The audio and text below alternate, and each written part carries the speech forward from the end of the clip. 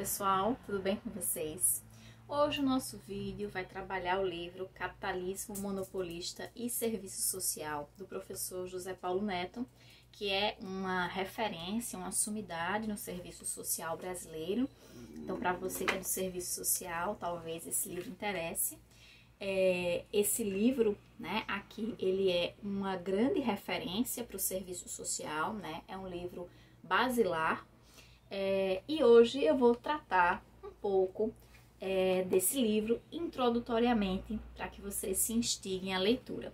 A minha edição é a 8ª, mas existem outras edições. Eu começo apresentando para vocês o livro da seguinte forma. Esse livro, ele é resultado da tese de doutorado do professor José Paulo Neto, né? De uma parte da tese de doutorado dele. Então, é um livro, de fato, bastante complexo, com uma linguagem bem rebuscada.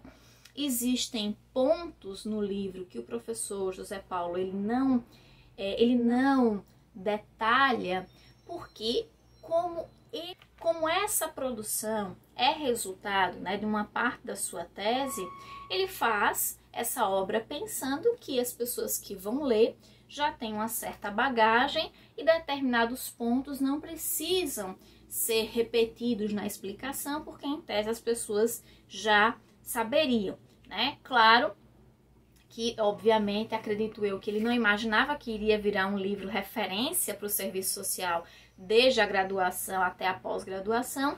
Então, de fato, existem trechos, existem parágrafos que o professor José Paulo Neto usa muitas categorias, mas não explica cada uma delas, né? E eu tento fazer isso com vocês um pouco aqui e também no curso online, no novo curso online que eu lancei, que é um guia prático para entender esse livro inteiro, capa a capa. O nome do curso se chama Guia Prático para Entender o Livro Capitalismo Monopolista e Serviço Social. Eu vou deixar o link na descrição, caso vocês se interessem, porque eu trabalho todo o livro inteiro, neste curso online.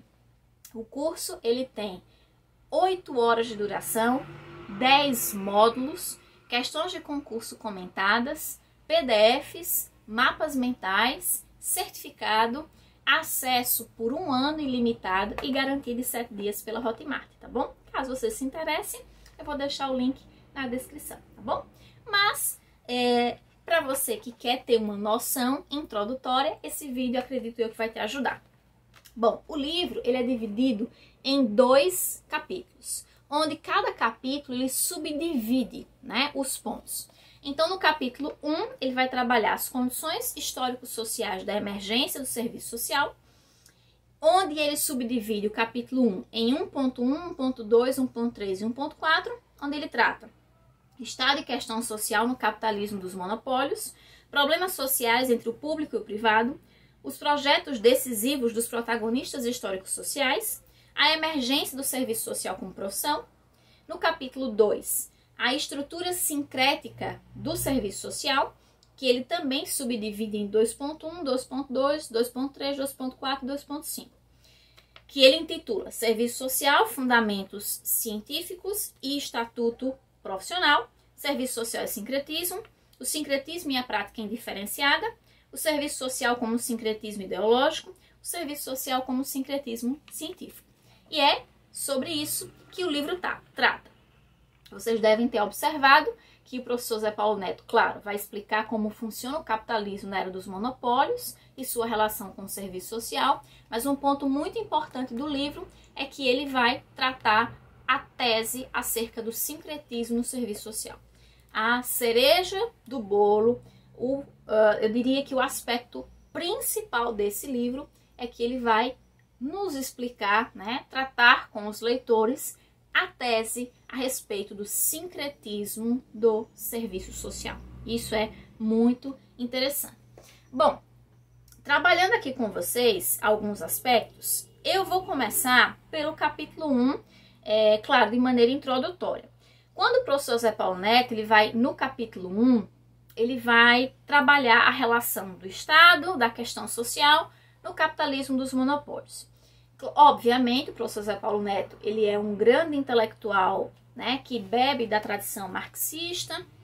Então, ele vai, a partir da tradição marxista, trabalhar a era dos monopólios, considerando que a era dos monopólios ela está na transição do capitalismo concorrencial para a era dos monopólios. Então, na tradição marxista, a era dos monopólios, né, se trata da transição entre o capitalismo concorrencial para o capitalismo dos monopólios. Estou olhando para baixo aqui, gente, porque eu estou com o computador para me guiar nos pontos, tá? Ele também vai se inspirar nos estudos de Lenin, né, onde para Lenin esse período também ficou conhecido como período imperialista, né, que para Lenin o período imperialista seria o período superior do capitalismo, seria a sua fase mais madura, mais consolidada. Bom, nesse sentido, o professor Zé Paulo Neto ele vai colocar que o capitalismo monopolista ele vai recolocar em patamar mais alto o sistema totalizante de contradições que confere à ordem burguesa os seus traços basilares de exploração, alienação e transitoriedade histórica, todos eles que vão ser desvelados pela tradição marxista, né? Então, o capitalismo na era dos monopólios é a fase mais madura do capitalismo. Capitalismo monopolista seria sinônimo de capitalismo imperialista para Lenin, né? Seriam equivalentes aí. Bom, ele vai colocar que por ser um período de maior amadurecimento do capital, também é o período onde as contradições se elevam nesse sistema, tá? A dinâmica dos monopólios, ela vai alterar toda a dinâmica da sociedade burguesa. Por quê? Porque ela vai potencializar as contradições fundamentais, ao mesmo tempo que vai trazer novas contradições e antagonismos. De acordo com o professor Zé Paulo Neto, né, no livro Capitalismo Monopolista e Serviço Social, na página 20, ele vai dizer que o ingresso do capitalismo no estágio monopolista imperialista assinala uma inflexão, ou seja, um retrocesso, em que a totalidade concreta, que para ele a totalidade concreta é a sociedade burguesa, vai ascender à maturidade histórica. E a constituição da ordem monopólica obedece à necessidade de um objetivo primário, que é o acréscimo dos lucros capitalistas através do controle dos mercados. Isso é um ponto muito importante. Controle dos mercados é o eixo estruturante do capitalismo na era dos monopólios. Sigamos. Nessa órbita, o sistema bancário e creditício vai ter um papel fundamental e que vai ser redimensionado, né? O professor Zé Paulo Neto também vai dizer na página 20 que esses modelos, né, esses dois sistemas, o bancário e o creditício, comportam níveis e formas diferenciadas que vão desde o acordo de cavalheiros até a fusão de empresas, passando pelo cartel, pelo truste, tá? Ou seja, cartel, truste, controle das empresas tem a ver com o controle dos mercados, a fusão dessas empresas, esses acordos entre as empresas tem a ver com o controle dos mercados, tá? Sigamos aqui. A organização monopólica vai introduzir na dinâmica capitalista alguns pontos. Ele vai dizer que vai trazer os preços das mercadorias e serviços produzidas pelo monopólio dentro de uma dinâmica que faz com que produtos e serviços tendam a crescer progressivamente. As taxas de lucro tendem a ser mais altas nos setores monopolizados. As taxas de acumulação se elevam, acumulando a tendência descendente da taxa média de lucros.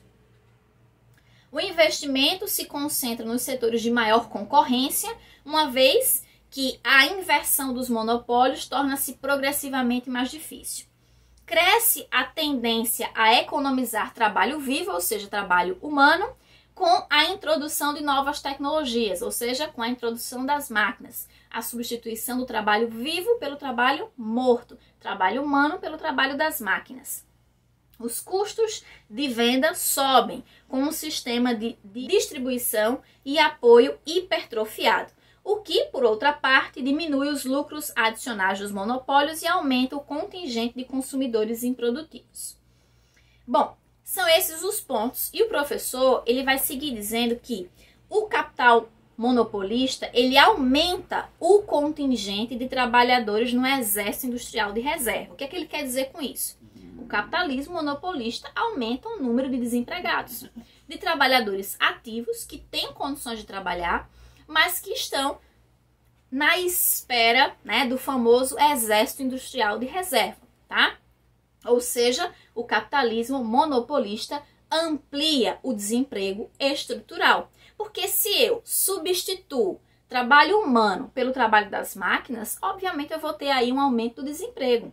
Se eu compro uma máquina que faz a função de 8, de 10 trabalhadores, serão 8, 10 trabalhadores desempregados, porque essa máquina faz essa função, né? Associado a isso, nós vamos ter a lógica do trabalhador polivalente, né? O trabalhador que faz diversas funções e recebe um único salário. É um trabalhador que faz a função de 3, 4, né? E o seu salário continua o mesmo. Além disso, existem 2 elementos típicos da monopolização no seu período clássico. Esses 2 elementos são a supercapitalização e o parasitismo. A supercapitalização seria o montante de capital acumulado que encontra crescente dificuldade de valorização. E o parasitismo tem a ver com a natureza parasitária da burguesia. O Estado ele vai atuar como um instrumento de organização da economia, operando notadamente como um administrador das crises capitalistas. E segundo o professor Zé Paulo Neto, na página 23, ele diz assim: esbatendo-se no mercado mundial, no qual a monopolização rearranja a divisão internacional capitalista do trabalho, dando curso a renovadas políticas neocoloniais. Sentido, a livre concorrência é convertida em uma luta, que ele vai chamar uma luta de vida ou morte entre os grupos monopolistas e entre eles e outros nos setores ainda não monopolizados. No capitalismo monopolista, as funções políticas do Estado vão se misturar, ou seja, imbrincam-se organicamente com as suas funções econômicas. E o eixo da intervenção estatal na idade dos monopólios é direcionada para garantir os lucros e superlucros dos monopólios, né? E para isso ele vai fazer o manejo do poder político e econômico, onde o Estado vai desempenhar uma multiplicidade de funções. O capitalismo monopolista também cria condições em que o Estado, né, que é por ele capturado, é permeável às demandas das classes subalternas, que podem incluir neles seus interesses, embora sempre numa relação tensionada, ou seja, o Estado ele vai atender às demandas do capital, mas também vai ser permeável às demandas da classe trabalhadora, das classes subalternas, né? No entanto, é uma relação sempre muito tensa, né, nessa correlação de forças e poder. Por essa razão, embora o Estado assuma aquilo que Gramsci chama de uma função ampliada, ou seja, atendendo às 2 demandas, as demandas do capital e da classe trabalhadora, ele tende a privilegiar os interesses do capital, tá? Então, seriam nessas condições que as sequelas da questão social tornam-se objeto de intervenção contínua e sistemática por parte do Estado. A questão social, que é um fenômeno do capitalismo, criado pelo capitalismo e que é agudizado no capitalismo na era dos monopólios, portanto, demanda de uma maior intervenção do Estado nesse sentido. A intervenção do Estado nas expressões da questão social se torna vital, né, para a manutenção do capitalismo na era dos monopólios, frente, né, ao auge das mobilizações dos trabalhadores, ou seja, das greves, das lutas, das reivindicações, porque esse processo de greves, de lutas, de reivindicações, consequentemente, traz um risco iminente de enfraquecimento do capitalismo. Obviamente, eles vão, então, intervir nas expressões da questão social por meio de políticas sociais. E aí o professor Zé Paulo Neto, na página 30, vai dizer, abre aspas, através da política social, o Estado burguês no capitalismo monopolista, procura administrar as expressões da questão social de forma a atender às demandas da ordem monopólica, conformando pela adesão que recebe de categorias e setores, cujas demandas incorpora sistemas de consensos viáveis, mas operantes. Ou seja, através da política social, o capitalismo monopolista vai operar dentro de uma lógica de consenso, ou seja, utilizando estratégias de consenso. Mas é importante dizer que o capitalismo ele trabalha sempre com a dinâmica dupla, né, desse binômio, coerção e consenso, né? A coerção, que é a repressão, e consenso, que são medidas mais apaziguadoras, como as políticas sociais. Então, a política social é uma medida de consenso, né, mais apaziguadora para intervir nas expressões da questão social e, obviamente, atender minimamente as demandas da classe trabalhadora, a fim de que a gente tenha o arrefecimento das mobilizações sociais. Nesse sentido, as sequelas da ordem burguesa passam a ser tomadas como áreas e campos que legitimamente reclamam e merecem a intervenção política, né, do Estado através da intervenção junto às expressões da questão social.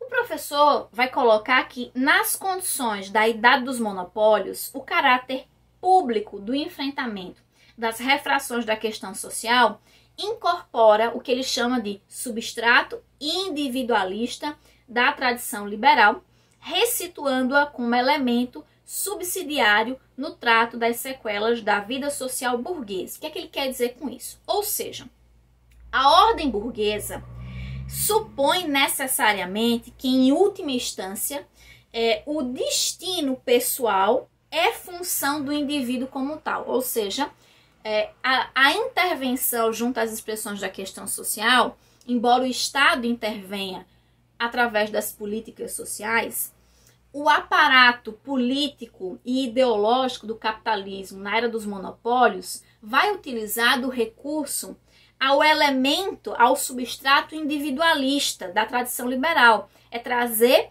essa noção, a ideia de que o indivíduo sozinho, pessoalmente, ele tem condições de resolver as demandas da sua vida, né?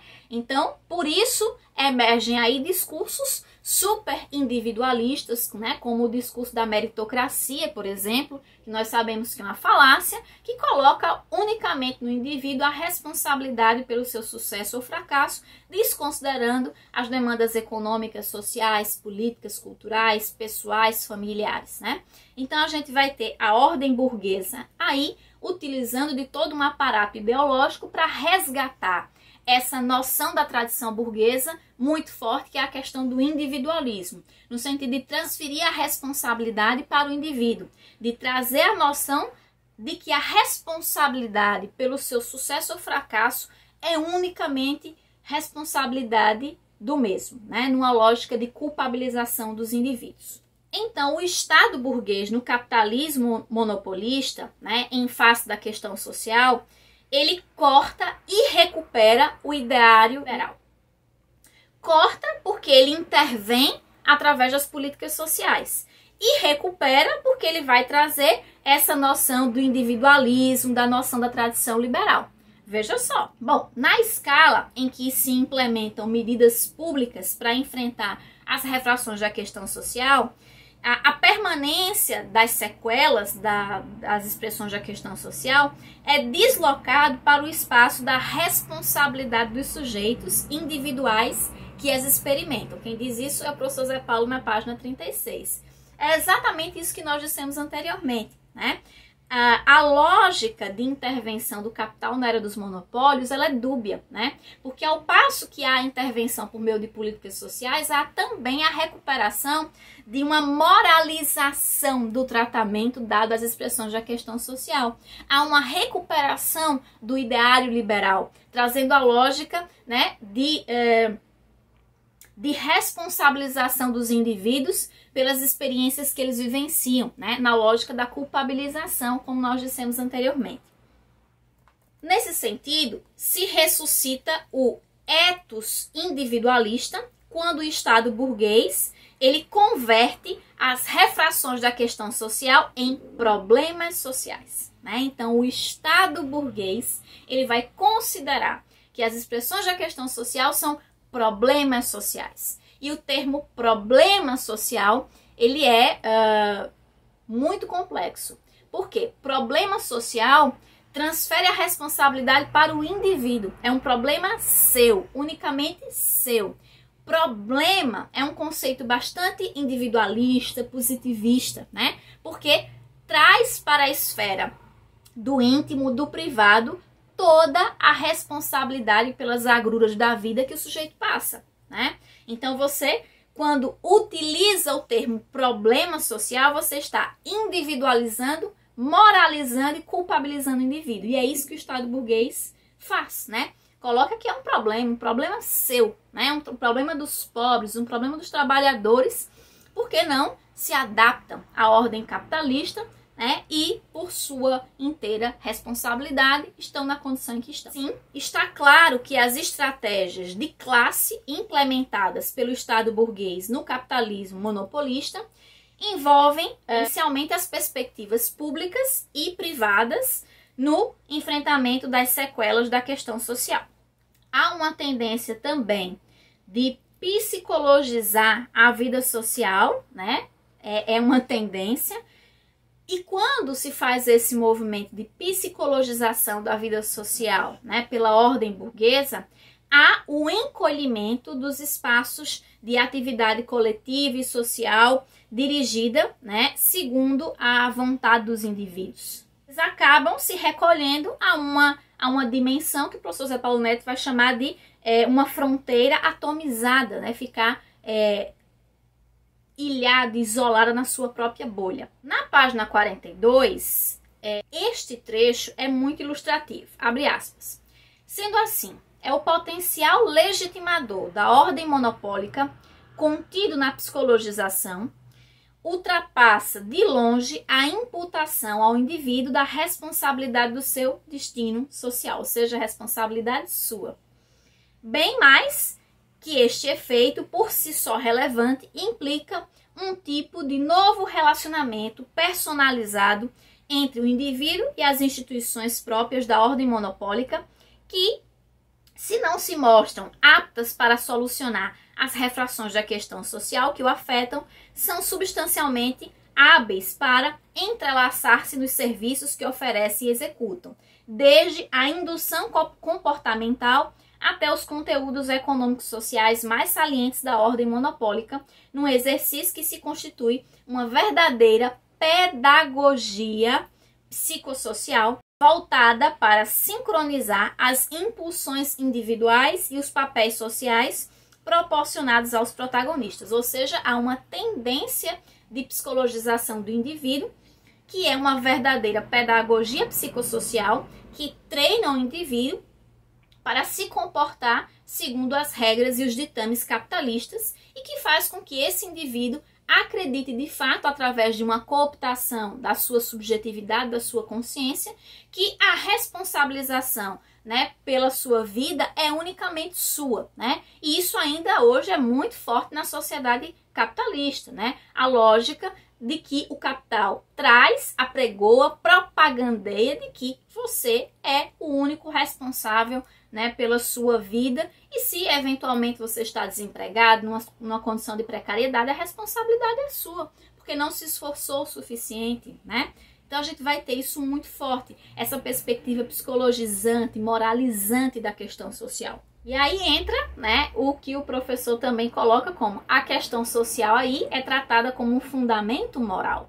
Essa psicologização, ela se inspira e se forja em Durkheim, né, que deságua nessa individualização e remete para uma noção bastante, digamos assim, empobrecedora, né, das problemáticas sociais vivenciadas pela classe trabalhadora. O nexo da reflexão durkheimiana pode ser corretamente localizado na questão do controle social, e é então que sua modalidade de psicologização das relações sociais aparece inteira. A essência de um tal controle efetivo e operante encontra-se na esfera moral. Então, o nexo do pensamento durkheimiano vai se situar no controle através da coerção, né, de medidas, digamos assim, mais sutis, mais apaziguadoras para controlar os indivíduos. Porque o controle, ele não se dá só via força, né? Via repressão, via violência física. O controle pode se dar através da cooptação da consciência, da subjetividade do indivíduo, através do processo de alienação, que faz com que os indivíduos absorvam, de fato, a lógica, o discurso, a narrativa do capital monopolista e acreditem, de fato, que a lógica da individualização, do tratamento moralizante da questão social são verdadeiros e que a culpa das suas problemáticas são unicamente suas, né? Mais uma vez, como nós sabemos que não é verdade, né? Os indivíduos são resultado de um contexto social, político e econômico individual também, mas não só individual, social, político, econômico, cultural. E a lógica do capitalismo na era dos monopólios desconsidera essas dimensões. E aí, na página 49, o professor Zé Paulo diz que o pensamento durkheimiano é uma inflexão, ou seja, um retrocesso laico, que ele vai chamar a intervenção que sugere, é parametrada pela consideração científica da moral e dirigida para incidir no terreno da interação entre grupos secundários profissionais e a estrutura política inclusiva, no caso o Estado, com o público recebendo uma entificação ética própria, né? Então ele vai colocar que o pensamento durkheimiano vai representar uma inflexão, ou seja, um retrocesso mais laico, porque nós tivemos ao longo da história da profissão inflexões religiosas, né? Pautadas no pensamento religioso de São Tomás de Aquino, por exemplo, das encíclicas papais, como a Rerum Novarum, 40º ano. Durkheim é uma inflexão, ou seja, é um retrocesso, porque representa o pensamento conservador, mas é laico, né? Porque não se dirige à esfera da religião.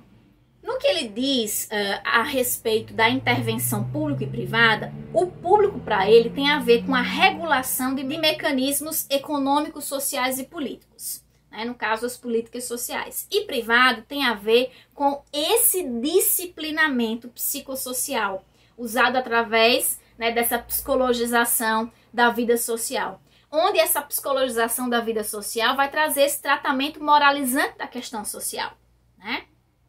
E os indivíduos que fogem a essa regra, ele vai chamar, né, dos desviantes. Os desviantes sofrem não só com o estigma moral, né? No caso, o estigma de que eles são desajustados, que eles devem ser reintegrados, mais uma vez trazendo a responsabilidade para os indivíduos, desconsiderando outras dinâmicas e camadas da existência, né, do indivíduo num contexto político, social, econômico, cultural. Então, o tratamento dos afetados pelas refrações da questão social, de fato, vai se dar de maneira individualizada, psicologizada, né? E que vai, inclusive, converter a questão social em um problema social, em problemáticas sociais também vão ser consideradas como patologias do social, porque, de fato, a lógica do capital dos monopólios vai recuperar o pensamento durkheimiano, que vai trazer essa perspectiva mais conservadora, mais organicista, né, que patologiza a vida social. E o professor segue dizendo que a história, né, que está sendo objeto da nossa reflexão é uma história que tem onde os protagonistas centrais são as classes sociais. Duas classes sociais fundamentais e antagônicas, a classe trabalhadora e a burguesia. E aí ele vai falar de toda a luta, né, dos trabalhadores, né, todo o trabalho de reivindicação, de organização, de tensionamento do Estado para que os direitos da classe trabalhadora eles sejam de fato, né, viabilizados através das políticas sociais. Em seguida, né, ele vai colocar, inclusive, que é graças, né, à emergência da questão social que vai haver um caminho de profissionalização para o serviço social, né? Então, quando o Estado percebe que precisa intervir na questão social, ele passa a demandar um profissional específico para intervir nessa realidade, que serão os assistentes sociais. E aí, o professor Zé Paulo coloca que a história do serviço social, ela não é uma historiografia linear, né? Ela não é uma linha reta, ela é cheia de ciclos, de altos e baixos no processo. E ele vai falar das protoformas do serviço social, né? De fato, como o serviço social se legitima enquanto profissão, que é de fato a partir do momento que o Estado demanda esse profissional e contrata esse profissional para intervir nas expressões da questão social. Então, o assistente social passa a se inscrever numa relação de assalariamento, né? Então, veja, quando o Estado ele tem essa realidade, essa dinâmica complexa para gerenciar a questão social e ele demanda um profissional, o Estado vai investir na profissionalização do serviço social com a criação das escolas de serviço social, das faculdades de serviço social e também através do seu processo de assalariamento. Isso vai atribuir legitimidade e profissionalização à profissão. E aí o professor Zé Paulo Neto deixa muito claro que a profissionalização do serviço social, a legitimação do serviço social enquanto profissão, não é resultado de uma pretensa evolução da caridade e da filantropia. Ele diz que isso não procede, né? É uma tese equivocada. Muito pelo contrário, o serviço social se legitima enquanto profissão a partir do momento em que ele rompe com essas perspectivas, né? Quando ele rompe com a caridade e a filantropia, é que ele vai, de fato, se instituir enquanto profissão. Inclusive, eu aqui acrescento, né, o livro A Natureza do Serviço Social, do professor Carlos Montano, que vai trabalhar, inclusive, a questão dessas duas teses de gênese do serviço social, né, que atribuiriam a gênese ao serviço social, que é a tese endogenista, a tese que vai considerar o serviço social como uma evolução da caridade e da filantropia, e a tese histórico-crítica, né, que se opõe à primeira e diz que não, o serviço social ele se institucionaliza como profissão a partir do momento que ele rompe com essas práticas. Então, o professor Zé Paulo Neto, inclusive, concorda aí nesse sentido com o Carlos Montano, né? O serviço social não é evolução da caridade nem da filantropia. O serviço social como profissão só emerge a partir do momento em que ele rompe com essas estruturas. O serviço social como profissão só ocorre quando nós rompemos com essa perspectiva caritativa, religiosa, benemerente e somos contratados pelo Estado, somos capacitados e qualificados através das faculdades de serviço social e através do processo de assalariamento e de inserção na divisão sociotécnica do trabalho. Então, o serviço social enquanto profissão, ele se legitima a partir do momento em que nós rompemos com essas práticas. E aí o professor Zé Paulo Neto vai dizer que o serviço social ele é indissociável da ordem monopólica, né? Porque o serviço social nasce na era do capitalismo dos monopólios. Contraditoriamente, nós somos resultado da demanda, da necessidade do capital na era dos monopólios. E o assistente social é um agente executor das políticas sociais nesse sentido. Depois de todo esse processo, né, de contextualização histórica a respeito do capital na era dos monopólios, do processo de profissionalização e legitimação do serviço social enquanto profissão inserido na ordem monopólica, uma vez que nós somos resultado do capitalismo na era dos monopólios, em seguida no capítulo 2 ele vai ingressar na estrutura sincrética do serviço social. Ele vai esmiuçar esse processo e ele vai dizer que o lastro, com muitas aspas, científico do serviço social, desconsidera a configuração profissional a partir de demandas histórico-sociais macroscópicas. Ou seja, a hipótese de que a especificidade profissional advém do que ele chama de um estoque científico é problemático para análises mais sólidas, né, da profissão, e esse estatuto científico seria uma estratégia para superar a subalternidade da profissão. Vamos lá, eu sei que está complexo, mas com calma. O professor Zé Paulo Neto está dizendo que a história do serviço social é muito vinculada a um contexto de subalternização, né?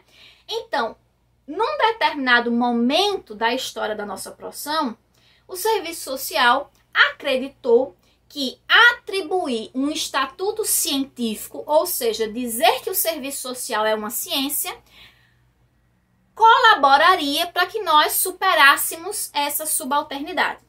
Ou seja, vamos dizer que o serviço social é ciência, porque aí nós vamos ser respeitados e não vamos ser mais considerados como agentes subalternos.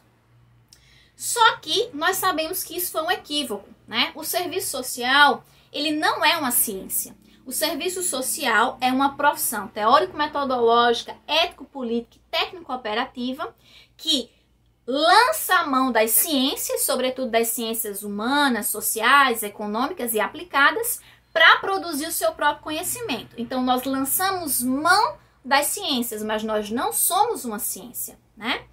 Então, foi um grande equívoco, mas que foi uma estratégia utilizada pela profissão para tentar sair desse processo de subalternização, né?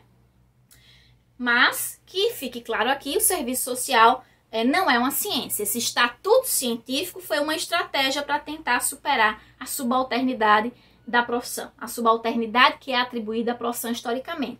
E essa subalternidade, segundo o professor Zé Paulo Neto, tem muito a ver com o serviço social se apresentar como uma profissão feminina, porque nós nascemos hegemonicamente como uma profissão feminina, né? As primeiras escolas de serviço social eram hegemonicamente compostas por mulheres, né?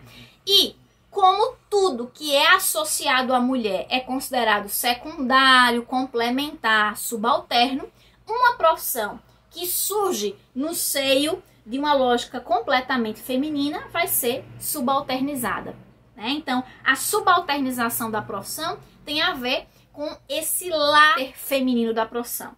E veja, aqui não é culpabilizando as mulheres, de maneira nenhuma.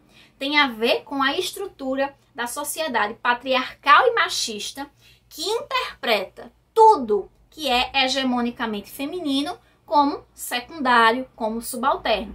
Isso não acontece só com o serviço social, isso acontece com a enfermagem, com a pedagogia, profissões que nasceram hegemonicamente femininas e que por essa razão têm o lastro da subalternidade. Porque, mais uma vez, a sociedade patriarcal e machista faz a leitura de que todos os aspectos que têm um forte elemento do feminino são menos importantes. E aí o professor Zé Paulo Neto ele vai dizer na página 92 que o sincretismo ele passa a ser o fio condutor da afirmação e do desenvolvimento do serviço social como profissão, seu núcleo organizativo e a norma de atuação, e que expressa-se em todas as manifestações da prática profissional e revela-se em todas as intervenções do agente profissional como tal. O sincretismo foi um princípio constitutivo do serviço social. Aí, o livro vai colocar que são 3 os fundamentos da estrutura sincrética do serviço social. O primeiro seria o universo problemático original, que se apresentou como eixo de demandas históricos-sociais. O segundo, o horizonte do seu exercício profissional. E o terceiro, a modalidade específica de intervenção. Em seguida, ele coloca que a prática sincrética vai trazer a questão da polivalência, né, que é uma prática indiferenciada, né? A prática sincrética faz emergir elaborações formais abstratas, ou seja, elaborações conservadoras. Então, vai trazer essa lógica de que o assistente social executa diversas funções e que é uma prática indiferenciada, que você não sabe muito bem, você não consegue dizer exatamente o que o serviço social faz, qual o seu objeto de intervenção, que não se consegue dizer com clareza para quê, para onde, como se constitui essa profissão, que nós sabemos que é um equívoco, né? Nós sabemos que isso já está muito claro na profissão hoje, mas de fato foi uma problemática ao longo da história do serviço social. Então a gente vai ter a polivalência, essa prática indiferenciada. Depois nós vamos ter o sincretismo ideológico, que para o professor Zé Paulo Neto tem a ver com o arcabouço ideológico do serviço social, ligado ao ethos burguês, ou seja, ligado a essa lógica de um passado conservador. Então, quando o serviço social se vincula ao pensamento de Durkheim, né, quando se vincula ao pensamento da fenomenologia, tudo isso tem a ver com o sincretismo ideológico, tem a ver com a vinculação teórico-ideológica do serviço social ao pensamento conservador, ao ethos conservador burguês, como, por exemplo, foi o caso da nossa ligação com o pensamento durkheimiano. Depois ele também vai colocar a questão do sincretismo científico, que ele coloca a análise do sincretismo teórico, ou como que é a tradição científico, né? Porque por muito tempo o serviço social buscou esse estatuto de ciência para sair desse processo de subalternização. Hoje nós sabemos que nós não somos uma ciência, né? Nós no máximo produzimos um aparato teórico muito consolidado e respeitado, bebendo das ciências, mas nós não somos uma ciência. Então, essa análise de um sincretismo científico ou teórico, né, que articula o sistema de saber, que gravita o serviço social, é uma operação que no plano expositivo deve contemplar três segmentos argumentativos diferentes.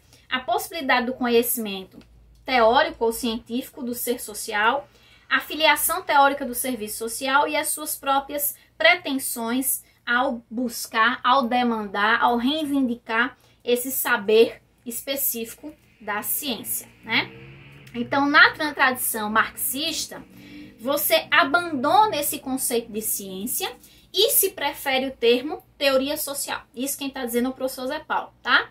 Então, a partir de um determinado momento da história, o serviço social percebe, quando ele passa a beber dos referenciais marxistas, a partir do movimento de intenção de ruptura, quando de fato o serviço social rompe com o conservadorismo, ele percebe que, para a tradição marxista, o conceito de ciência não faz muito sentido, né? Então, na tradição marxista, abandona-se o conceito de ciência e se prefere o termo teoria social, que articula uma postura nitidamente ontológica com uma radical historicidade.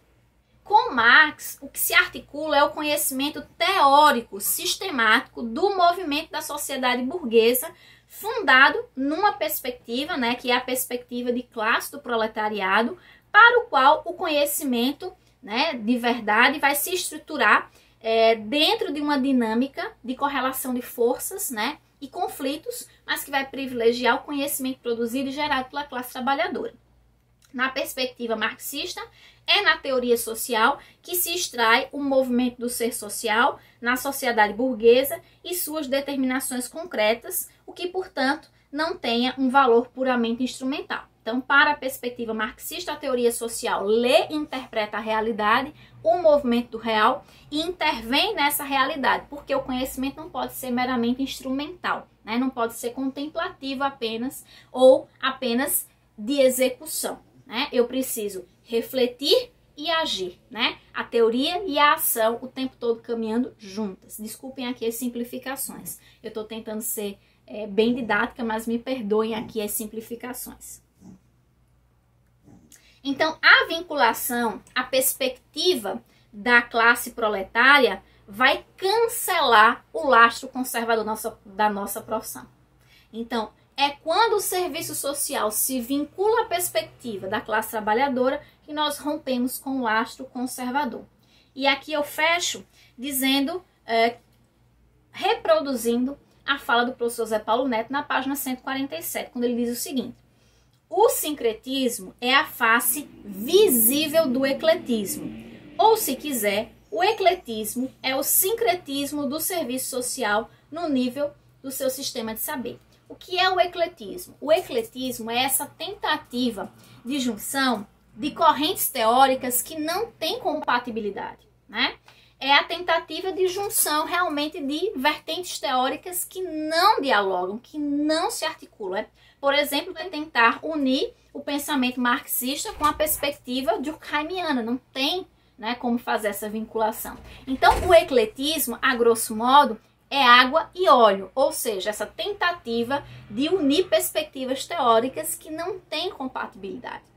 E aí, ele segue dizendo que o serviço social contemporaneamente está conectado à superação do conservadorismo. Então, hoje, o serviço social supera todo esse passado, essa bagagem conservadora que tentou colocar um caráter científico na profissão e por aí vai. Mas isso não quer dizer que o lastro do pensamento conservador tenha sido completamente erradicado. Então, o professor Zé Paulo Neto deixa muito evidente que Nós rompemos com o conservadorismo, hoje nós somos uma profissão que adota a perspectiva crítica em todas as dimensões do nosso fazer profissional, mas isso não quer dizer que o conservadorismo tenha sido completamente eliminado. Tanto que ainda existem tentativas e ofensivas conservadoras presentes no serviço social, tentando ameaçar a perspectiva crítica na profissão até hoje. Então é isso, gente. Eu peço desculpas pelas simplificações. Eu tentei ser o mais breve possível, mas o vídeo ficou muito longo. Mas eu quis trazer um resumão do que trata o livro. Obviamente que eu não consigo trazer tudo, que é um livro, né, inteiro.